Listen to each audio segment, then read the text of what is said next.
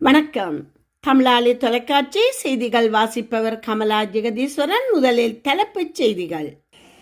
இலங்கை கடற்படை புதிய ஊடக பணிப்பாளர் நியமனம். இலங்கையில் கடுமையாகும் நடைமுறை சட்ட நடவடிக்கை என பொதுமக்களுக்கு எச்சரிக்கை. நாம் அனைவரும் கனடியர்களாக இருக்கும்போது கனடா வளர்கிறது. மார்கானி. தாய்வான் ஒரு தேன்கூடு போல ட்ரோன்களால் நிரப்பப்பட வேண்டும். அமெரிக்கா தூதுவர் அதிரடி பேச்சு. உலகின் மிக அழகான தீவாக இலங்கை முதலிடம். அமெரிக்கா பிரித்தானியா மருந்து வர்த்தக ஒப்பந்தம். வெளியான அதிர்ச்சியூட்டும் எச்சரிக்கை. பிரான்சில் கடும் வெப்ப அலையினால் 2025 பேர் உயிரிழப்பு.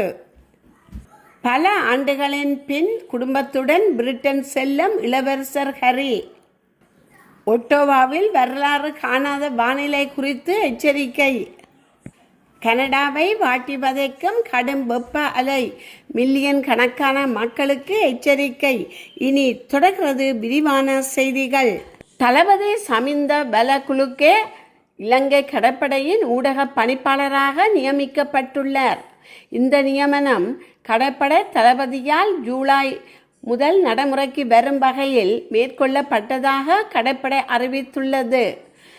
தளபதி சமிந்த பலகுலுக்கே இதற்கு முன்னர் இலங்கை கடற்படையின் ஊடக பேச்சாளராக பணியாற்றியுள்ளார் என்பது குறிப்பிடத்தக்கது.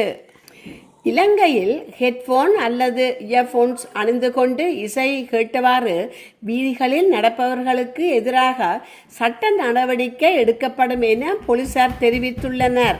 இவ்வாறான சாதனங்களை பயன்படுத்தி வீதிகளில் நடப்பது பாதசாரிகளை விபத்துக்களுக்கு உள்ளாகும் ஆபத்து உள்ளதாக இலங்கை போக்குவரத்து போலீஸ் மற்றும் வீதி பாதுகாப்பு பிரிவின் பணிப்பாளர் சிரேஷ்ட போலீஸ் அத்தியட்சர் மனோஜ் ரணகலா தெரிவித்துள்ளார்.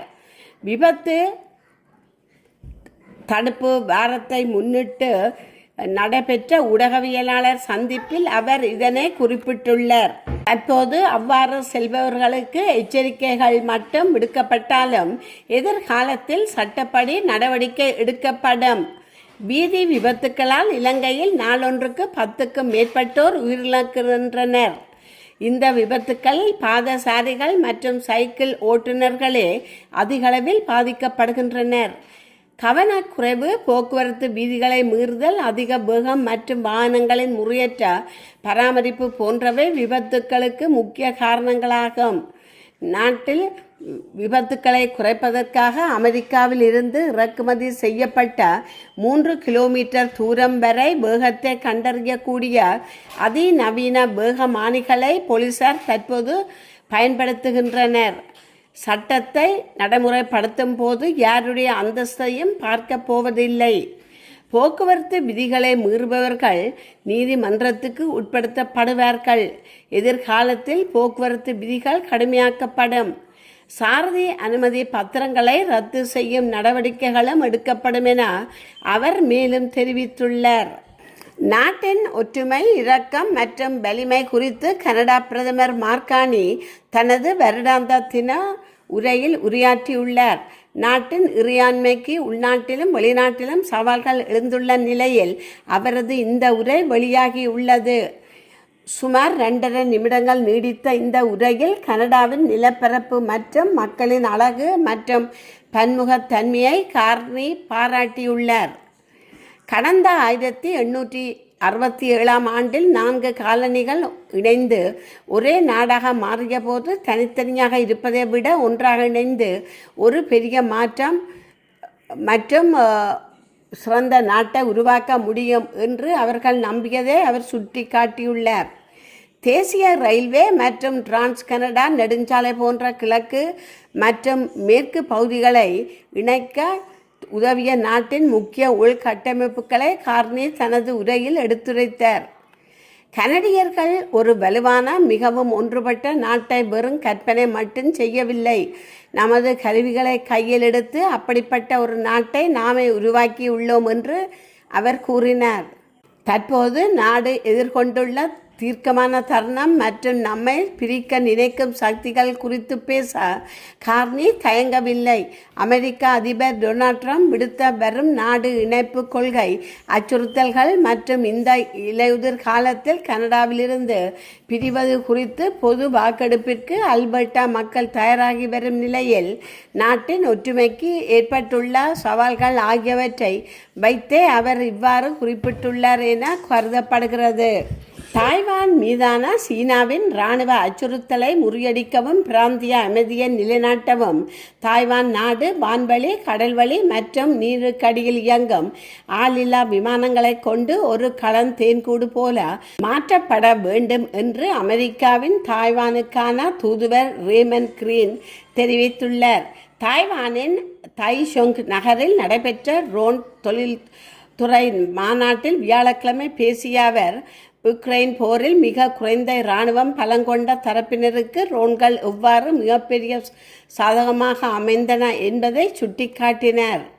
மேலும் நவீன போர்க்களத்தில் ரோன்களின் பயன்பாடு மிகப்பெரிய மாற்றத்தை ஏற்படுத்தி வருவதாகவும் ஜனநாயக நாடுகளின் கூட்டு பாதுகாப்பை பலப்படுத்த அமெரிக்கா தாய்வானுடன் இணைந்து செயல்பட தயாராக உள்ளதாகவும் அவர் குறிப்பிட்டார். இதற்கிடையில் புவிசார் அரசியல் மாற்றங்களுக்கு ஏற்ப நாட்டின் தற்பாதுகாப்பு திறனை மேம்படுத்துவது காலத்துடன் நடக்கும் பந்தயம் என்று தாய்வான் ஜனாதிபதி வில்லியம் லாய் சிங்தே வலியுறுத்தியுள்ளார். தாய்வான் அரசு உளவு மற்றும் கடற்கரை தாக்குதல்களுக்கு பயன்படுத்தப்படும் சிறிய ரக ட்ரோன்களுக்காக 210 மில்லியன் தாய்வான் டாலர் $6.59 பில்லியன் மதிப்பிலான புதிய பாதுகாப்பு திட்டத்தை முன்மொழிந்துள்ளது. அதேவேளை தாய்வானில் முக்கிய எதிர்க்கட்சியான குவோமிண்டாங் ட்ரோன் உற்பத்திக்காக 6 ஆண்டுகளில் 240 பில்லியன் தாய்வான் டாலர்களை செலவிடும் தனித்துவமான சட்ட வரைவு ஒன்றை முன்பு வைத்துள்ளது. அமெரிக்காவுடனான தற்பாதுகாப்பு ஆயுத விற்பனை ஒப்பந்தங்கள் ஈரான் மீதான போர் சூழல் காரணமாக தற்காலிகமாக தாமதமாகி வரும் நிலையில் தாய்வான் தனது உள்நாட்டு ரோன் கட்டமைப்பை தீவிரமாக பலப்படுத்தி வருகிறது. இலங்கை உலகின் மிக அழகான தீவாக அதிகாரப்பூர்வமாக தெரிவு செய்யப்பட்டுள்ளது. சர்வதேச அளவில் புகழ்பெற்ற முன்னணி சுற்றுலா இணையதளமான Big7 Travel வெளியிட்டுள்ள உலகின் 50 சிறந்த தீவுகள் வருடாந்த பட்டியலில் உலகின் மிகவும் பிரபலமான பிரான்சின் பொலினீசியாவில் உள்ள மோரியா மற்றும் ஈக்வடரின் கலாபாகோஸ் போன்ற தீவுகள் பின்தள்ளி இலங்கை முதலிடத்தை தன்வசப்படுத்தியுள்ளது.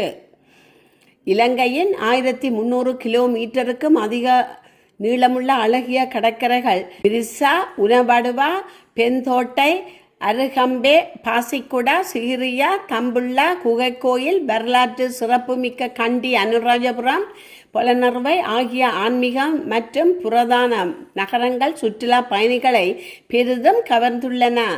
யானைகள் மற்றும் சிறுத்தைகள் வாழும் தேசிய பூங்கா மிர்சுவில் திமிங்கிலம் பார்த்தல் மற்றும் கல்பெட்டியில் திமிங்கிலம் பார்த்தல் போன்ற பல்லுயிர் பெருக்க அம்சங்கள் இலங்கைக்கு கூடுதல் பலமாக அமைந்துள்ளன. மத்திய மலைநாட்டின் தேயிலை தோட்டங்கள் மற்றும் கண்டி எல்ல இடையிலான தொடருந்து பயணம், மூடுபனி சூழ்ந்த மலை பிரதேசங்கள் இலங்கையின் அழகை பறைசாற்றுகின்றன. முந்தைய ஊடகங்களின் மதிப்பீடுகள் சமூக வலைத்தளங்களில் இலங்கையின் பிரபலம் மற்றும் பயணிகளின் தற்போதைய ஆர்வம் ஆகியவற்றின் அடிப்படையில் இந்த தரவரிசை கணிக்கப்பட்டுள்ளது. அதேவேளை இந்த கௌரவமானது உலகளாவிய சுற்றுலா வரைபடத்தின் இலங்கையின் மதிப்பை மேலும் உயர்த்துவதுடன் நாட்டின் பொருளாதார மற்றும் சுற்றுலாத்துறையின் மீள் எழுச்சிக்கு ஒரு முக்கிய மைல் கல்லாக கருதப்படுகிறது. சுவிட்சர்லாந்தின் சூர் நகரில் கடந்த 38 ஆண்டுகளுக்கு முன்பு அகதிகள் தங்கியிருந்த முகாமில் நடத்தப்பட்ட கொடூரமான தீவைப்பு தாக்குதலில் உயிரிழந்த 4 தமிழ் அகதிகளின் தியாகத்தை போற்றும் வகையில் அங்குள்ள ஒரு முக்கிய பாதைக்கு ஜெர்மன் மற்றும் தமிழ் மொழிகளில் பெயர் சூட்டப்பட்டுள்ளமை புலம்பெயர் தமிழர்கள் மத்தியில் பெரும் வரவேற்பை பெற்றுள்ளது. கடந்த 1989 ஆண்டு ஜூலை மாதம் 2ஆம் தேதி சூர் மாநிலத்தில் உள்ள தமிழ் அகதிகள் முகாம் மீது இனவரி கலந்த தீ வைப்பு தாக்குதல் ஒன்று நடத்தப்பட்டது.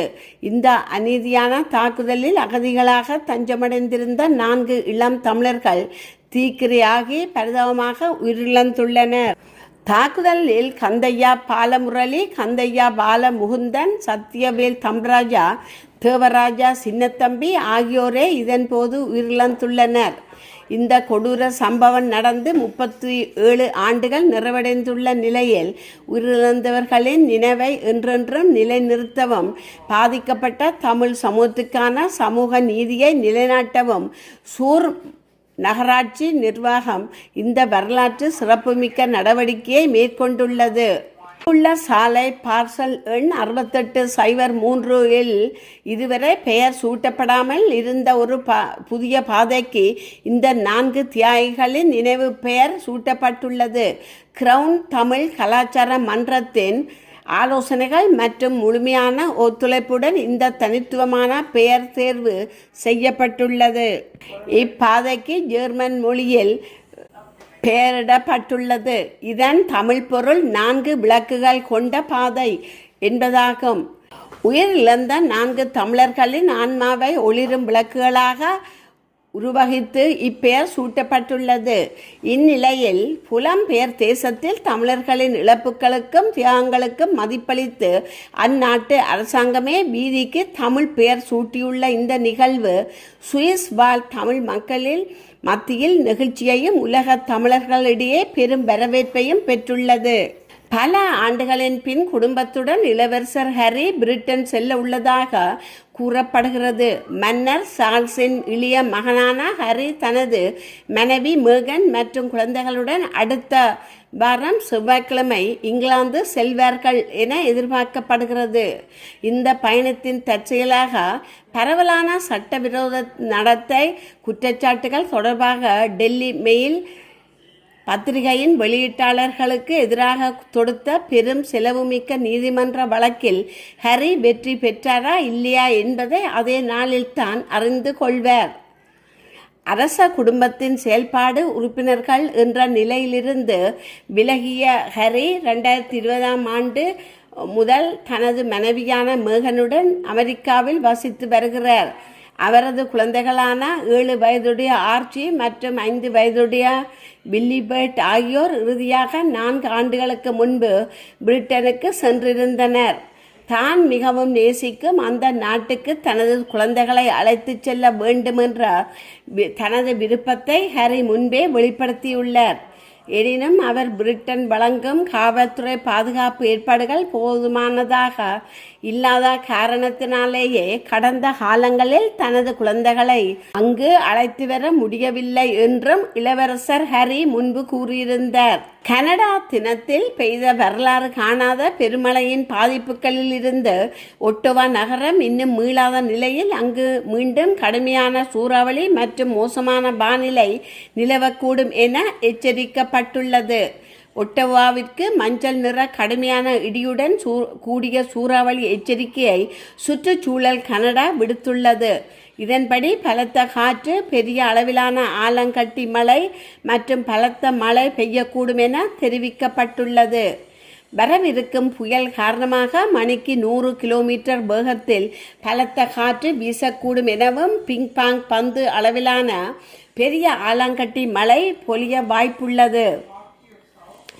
400 மில்லிமீட்டருக்கும் அதிகமான பலத்த மழை பெய்யக்கூடும் எனவும் இப்பகுதியில் சுழற்காற்று ஏற்படுவதற்கான அபாயமும் உள்ளதாக வானிலை ஆய்வு மையம் எச்சரித்துள்ளது.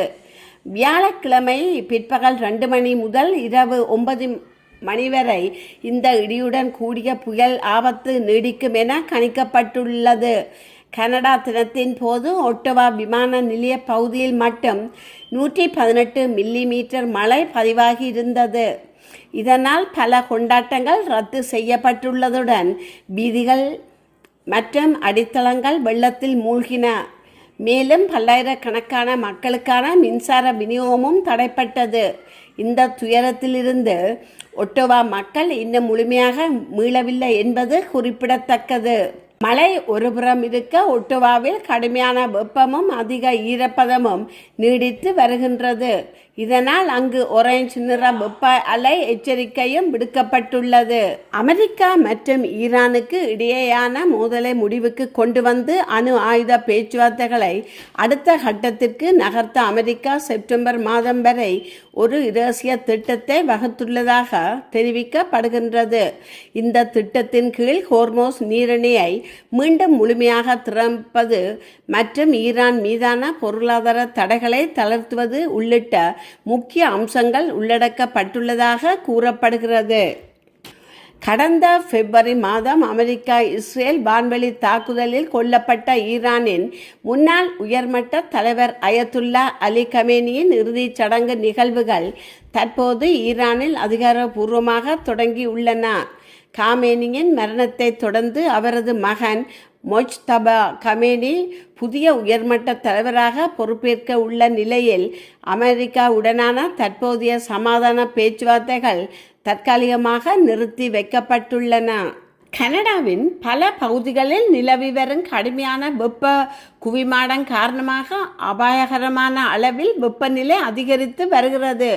இந்த ஒடுக்குமுறையான வானிலை மேலும் தொடரும் என வானிலை ஆய்வாளர்கள் எச்சரித்துள்ளதை அடுத்து மில்லியன் கணக்கான மக்கள் வெப்ப எச்சரிக்கையின் கீழ் கொண்டுவரப்பட்டுள்ளனர்.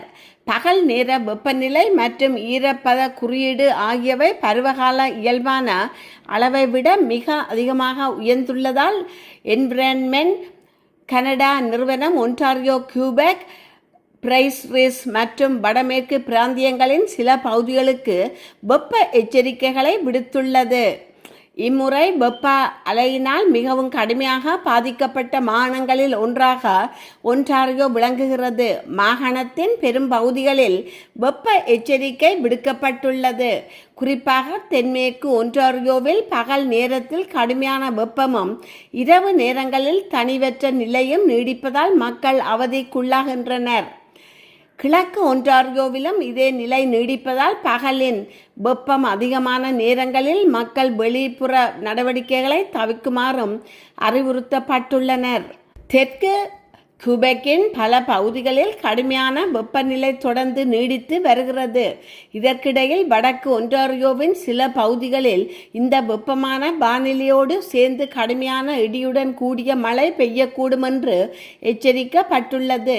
நியூ புரூன்ஸ்விக் குடியிருப்பாளர்களுக்கு வெப்ப அலையுடன் சேர்ந்து சூறாவளி ஆபத்து குறித்தும் ஈரப்பத குறியீடு 40 அல்லது அதற்கு மேல் உயரக்கூடும் என்றும் வானிலை நிறுவனம் எச்சரித்துள்ளது.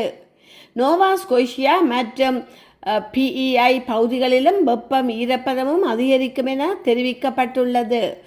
ஆபத்தான வானிலையின் தீவிரத்தை மக்கள் எளிதில் புரிந்து கொள்வதற்காக என்விரான்மென்ட் கனடா நிறுவனம் வண்ண குறியீட்டு முறையீட்டை பயன்படுத்துகிறது. மிதமான வானிலையை குறிக்கும் குறுகிய கால பாதிப்புகள் வெளிப்புற நடவடிக்கைகளில் இடையூறு மற்றும் முதியவர்கள் விலங்குகளுக்கு லேசான உடல்நல பாதிப்புகள் ஏற்படலாம். மிகவும் குறிப்பிடத்தக்க பல நாட்கள் நீடிக்கக்கூடிய தீவிர நிகழ்வை குறிக்கும். நீண்ட கால வெப்பத்தால் நோய்கள் ஏற்படும் அபாயம், மின்சார உள்கட்டமைப்பு மீதான அழுத்தம் மற்றும் தண்ணீர் பற்றாக்குறை ஆகியவை ஏற்படலாம். அரிதான விதி விலக்கான மற்றும் பொது பாதுகாப்பிற்கும் பெரும் அச்சுறுத்தலை ஏற்படுத்தும் மிக ஆபத்தான வானிலையை குறிக்கும். உள்கட்டமைப்புகள் மற்றும் அத்தியாவசிய சேவைகளில் பெரிய முறிவுகளை இது ஏற்படுத்தும். வெப்பநிலை 36°C வரை பதிவாகி வரும் நிலையில் வெப்ப எச்சரிக்கை விடுக்கப்பட்டுள்ள பகுதிகளில் வாழும் கனடியர்கள் போதிய அளவு தண்ணீர் குடித்து உடலை நீரேற்றத்துடன் வைத்திருக்கவும், மதிய வேளையில் கடினமான வெளிப்புற வேலைகளை தவிர்க்கவும் அதிகாரிகள் வலியுறுத்தியுள்ளனர். மேலும் முதியவர்கள், சிறு குழந்தைகள் மற்றும் வெப்பத்தினால் எளிதில் பாதிக்கப்படக்கூடியவர்களின் ஆரோக்கியத்தை உன்னிப்பாக கவனிக்குமாறும் கேட்டுக்கொள்ளப்பட்டுள்ளனர். இத்துடன் செய்திகள் நிறைவு பெறுகின்றன. மீண்டும் மற்றொரு செய்தியூடாக உங்களை சந்திக்கும் வரை வணக்கம் கூறி விடைபெறுபவர் கமலா ஜெகதீஸ்வரன். நன்றி.